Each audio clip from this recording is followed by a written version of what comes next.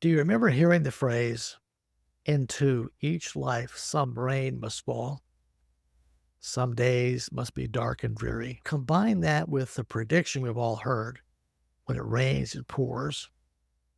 Add the children's book about Alexander and the terrible, horrible, no good, bad day. And you have a description of my last week. That's right. And we've all had bad days and weeks. And we all feel like we should not have them. Unconsciously, sometimes consciously, we assume we're somehow an exemption to what other people experience. But most of us would rather not admit it quite like that. I had one of those awful bad days, a couple of them, in fact. Saturday, a week ago, I was out walking, doing my little exercise morning walk, and the troll under the sidewalk reached up and tripped my toe. And I fell. I did a three-point landing on my two knees and my hand. It was painful. I had to crawl around to get up. There was nobody around. Suzanne and I went to the walk-in clinic as quick as we could. They did x-rays. They did a lot of x-rays, which were very painful, by the way. They were quite certain that I'd broken my arm. So I walked out with a sling on Saturday, waiting for a Monday appointment to see the orthopedic physician. Fortunately, I don't have a broken bone. I have a bruised bone, and it hurts, and it's going to hurt for a while. But I'm grateful it wasn't broken. I've now lived 76 years plus without any broken bones, for good or bad. So, of course, I'm resting and taking care of myself and not doing much.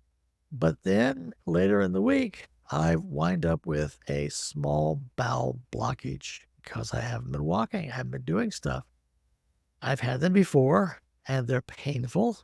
I recognized it, got to the hospital before I got really sick, and wound up with a nose tube to relieve the pressure from my stomach, and then a couple of days in the hospital and my sleep interrupted every few hours for vital signs of life. And I did have some vital signs, but it all passed, and I'm home, and life is not bad, really. And we all have those days and weeks. The question is how to learn whatever there is to learn and then move past it instead of being stuck in self-criticism and the judgment that it should not have happened to me, and let go of the past. I've learned this about the past. The best thing about the past is that it's past. Here's a processing idea that I've been using. I'm finding it very useful in the process of letting go of things that happen that aren't what I want. First, I consciously set aside a time, like 5 minutes or 5 hours or 5 days, to do all my bitching and moaning about what happened.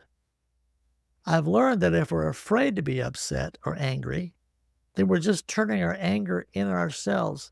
That's a great way to become depressed. Then I double that first time to 10 minutes or 10 hours or 10 days, and I shift to expressing only intentional gratitude. It takes some work to make that shift, but gratitude is a superpower. It's a healing power.